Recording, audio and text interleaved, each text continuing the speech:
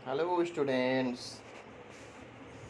आज के इस वीडियो में हम लोग C9 पाठ्यक्रम से assessment for learning paper code में यूनिट 5 में NPC के कैरेक्टरिस्टिक्स के बारे में डिस्कशन करेंगे। इससे पहले की वीडियो में हम लोग NPC क्या है, इसके डिफरेंट नामों के बारे में चर्चा किया गया था, इसका गणितीय समीकरण मैथमेटिकल इक्वेशंस के बारे में चर्चा किया गया था। उसी कड़ी को आगे बढ़ाते हुए इसके अन्य कैरेक्टरिस्टिक्स विशेषताओं को समझने का प्रयास करते हैं। हम लोगों ने ये बात देख लिया था कि ये गणित की समीकरण है NPC का, ये वाली बात y इक्वल टू n अपन सिग्मा रूट 2 पाई ई की पावर माइनस स्मॉल x को हम लोगों ने d मान लिया था, deviation from mean, minus D square upon 2 sigma square, जहाँ पे समा फ्रिक्वेंसी y एक्स की कोट y है और ये सिग्मा एस डी मान विचलन है और 2 पाई कांस्टेंट ही है, जिसकी 1.21 रूट 2 की वैल्यू होती है, पाई की वैल्यू होती है 3.14।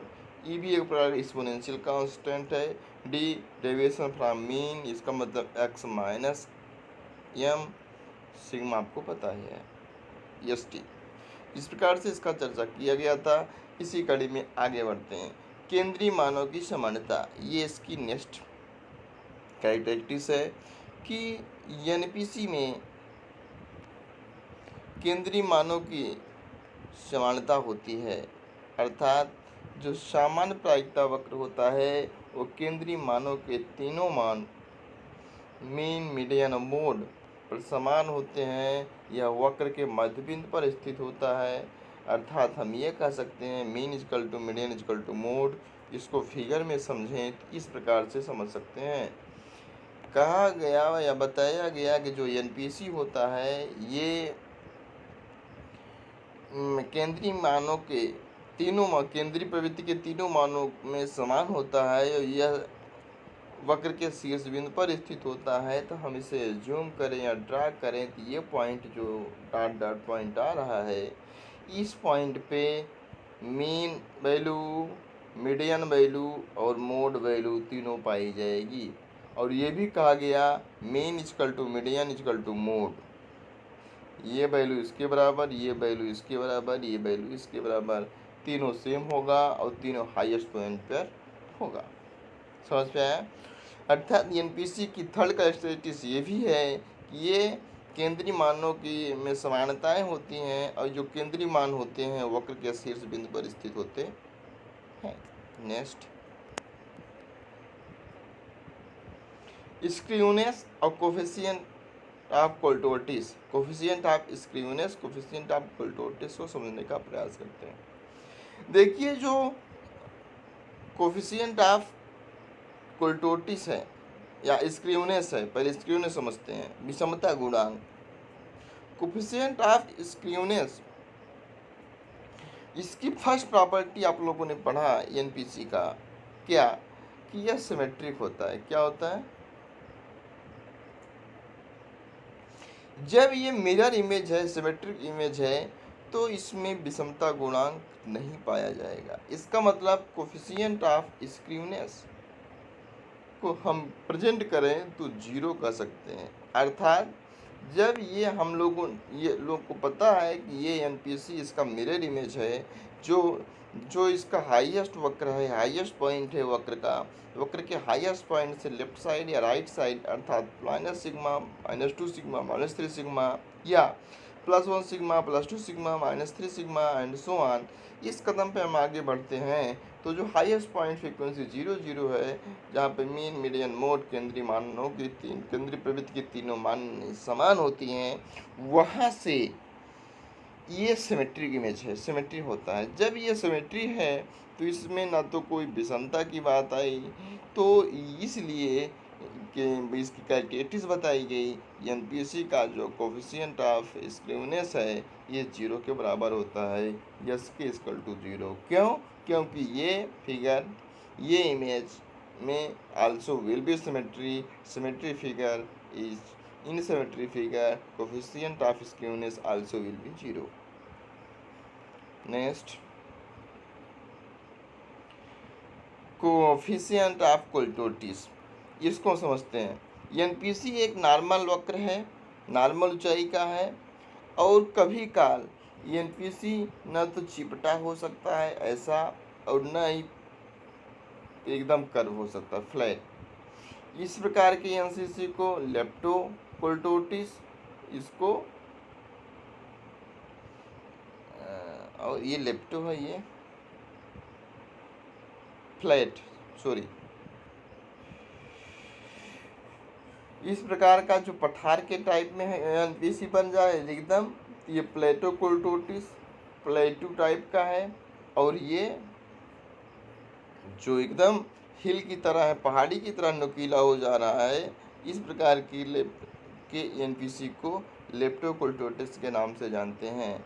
इसमें कहा गया कि जो एनपीसी है न तो प्लेटोकोल्टोटिस न तो एकदम फ्लैट प्रकार का बना होता है और न ही एकदम नुकीला होता है इस शेप का, अर्थात एनपीसी न तो इस शेप में पाया जाता है और न ही इस शेप में पाया जाता है। इसलिए इसकी जो हाइट, इस शेप में पाए जाने के कारण इसकी हाइट निश्चित होती है, जिसे 0.263 नाम से जानते हैं। इसे कोफिशिएंट ऑफ कोल्टोटिस के नाम से भी जानते हैं। ये औसत ऊंचाई का होता है, न तो चिपटा होता है न तो नुकीला होता है, औसत ऊंचाई का होता है। अब जो एनपीसी की औसत ऊंचाई होती है 2.263 होता है, अर्थात कोफिशिएंट ऑफ कोल्टोटिस के यू को हम इस प्रकार प्रेजेंट करें तो 0.263 नंबर से प्रेजेंट कर सकते हैं।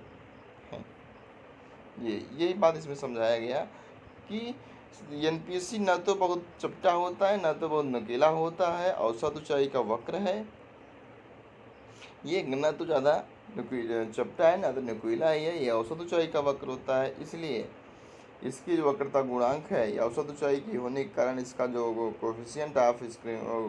कोफिशिएंट ऑफ कोल्टोटिस है उसका मान 0.263 होता है, अर्थात के यू कोफिशिएंट ऑफ कोल्टोटिस को के यू के नाम से कहें तो के यू इक्वल टू 0.263 कह सकते हैं। नेक्स्ट, एसिम्प्टोटिक, यहाँ से इमेज से समझते हैं। एनपीसी की कैरेक्टरिस्टिक्स बताई गई। नेक्स्ट, ये एसिम्प्टिक होता है। एसिम्प्टिक करने का मतलब अनंत स्पर्शी। एनपीसी अनंत स्पर्शी होता है कब? जब इसके दोनों सिरे इनफाइनाइट पे टच करते हुए प्रतीत होते हों, अर्थात इनफाइनाइट पे टच तो करते नहीं क्योंकि समान डिस्टेंस नहीं है, लेकिन प्रतीत होते हैं कि इनफाइनाइट तक टच करेंगे।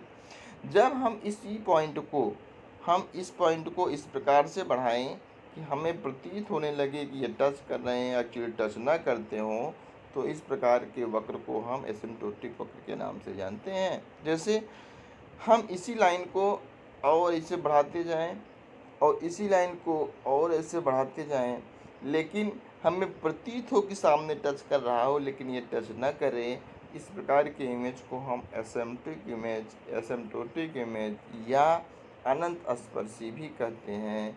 अर्थात ये एनपीसी की कैरेक्टरिस्टिक्स होती है, अपने आधार की रेखा को कभी टच नहीं करता, टच करता हुआ प्रतीत होता है, इसलिए इसे एसिम्प्टोटिक प्रॉपर्टी के नाम से, इसकी जो गुण है एसिम्प्टोटिक गुण भी पाया जाता है, अनंत स्पर्शी का गुण भी एनपीसी में पाया जाता है। नेक्स्ट, समझ पा रहे हैं अनंत स्पर्शी की बात का समझाई गई। Point of inflection, point of inflection की बात करें, वक्रता दिशा परिवर्तन बिंदु की बात करें तो वो बिंदु क्या है? एनपीसी में जब वक्रता परिवर्तन की बात कहा जाता है तो आप इतना समझ चुके होंगे, इसको -1 सिग्मा, -2 सिग्मा, -3 सिग्मा के रूप में डिवाइड करते हैं। +1 सिग्मा, +2 सिग्मा, +3 सिग्मा के रूप में जब इसको परिवर्तित करते हैं तो हम देखते हैं क्या कि 1 सिग्मा प्लस माइनस, अर्थात चाहे +1 या +2, ये जो सिग्मा की डिस्टेंस है, इन दोनों के बीच की जो इमेज है, बीच की जो रेखा है वो कॉन्वेक्स इमेज के बराबर है। कनकेव इमेज का मतलब अवतल दर्पण की तरह। और जो +1 सिग्मा के बाद की डिस्टेंस है या -1 सिग्मा के बाद की डिस्टेंस है, जैसे -1 सिग्मा, 2 सिग्मा, 3 सिग्मा, ये जो इमेज बन रही है, ये जो इमेज है ये कॉन्वेक्स मिरर के बाद दिख रहा है, अर्थात ये उत्तल दर्पण की तरह व्यवहार कर रहा है। हम ये कह सकते हैं +1 सिग्मा -1 सिग्मा के बाद की डिस्टेंस जो होगी वो कॉन्वेक्स लेंस कहलाएगी या मेरे उत्तर दर्पण की तरफ व्यवहार करेगा। और जो -1 और +1 सिग्मा के बीच की डिस्टेंस है, जिसे हम ग्रीन कलर से शैडो कर रहे हैं, आप ये समझिए ये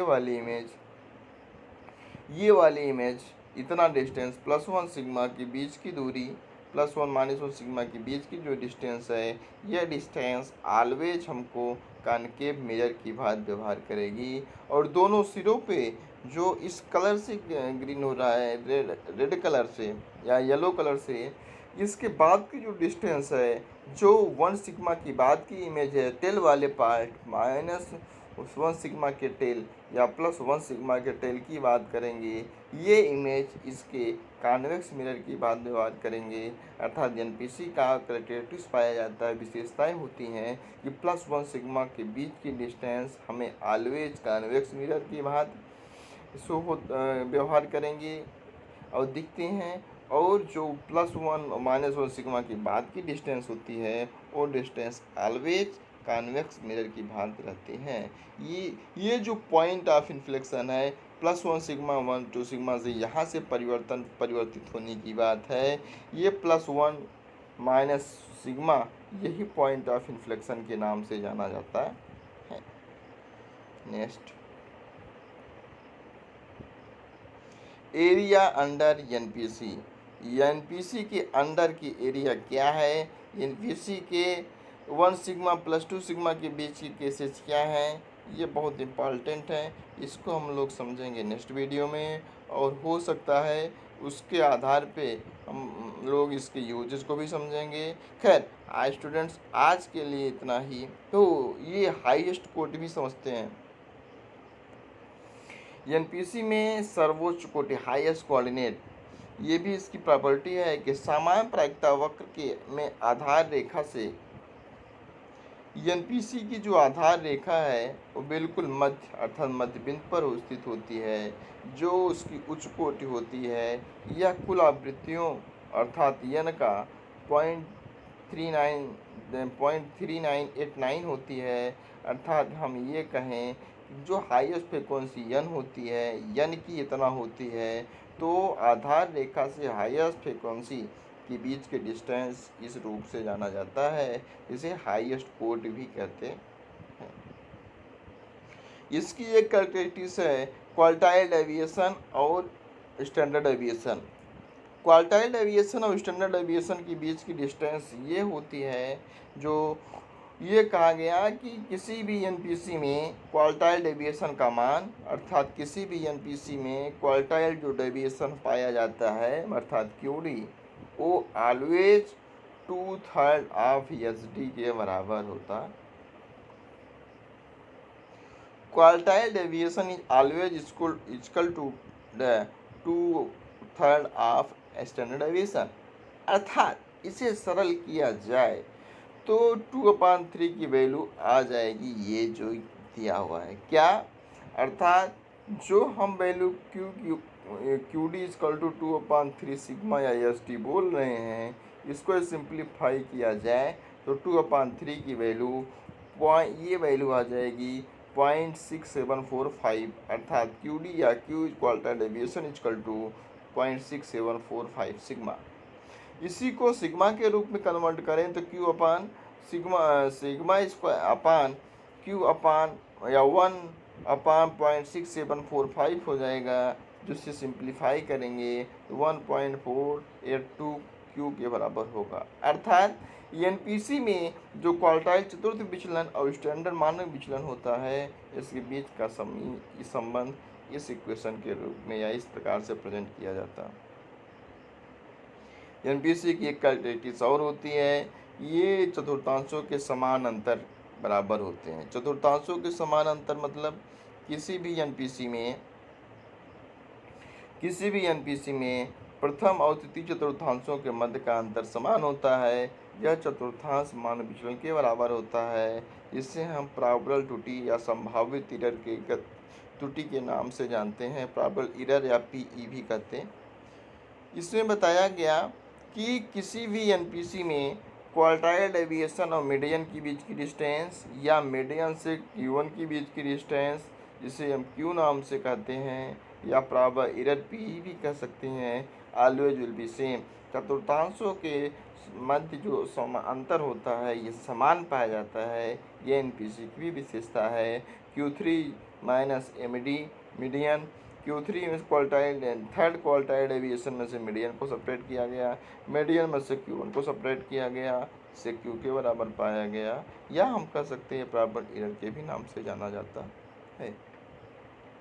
ठीक, आज की वीडियो में हम लोग इतना ही देखते हैं। नेक्स्ट वीडियो में एरिया अंडर एनपीसी को समझने का प्रयास करेंगे। एनपीसी के द्वारा कितना एरिया क्षेत्रफल को कवर किया जाता है। आज के लिए इतना ही। Thank you class. हाँ, आप लोगों के लिए सूचना है कि आप लोगों को वीडियो अच्छा लगा हो तो आप इस वीडियो को लाइक करेंगे, शेयर करेंगे, चैनल को सब्सक्राइब भी करेंगे। आज के लिए इतना ही। Thank you students.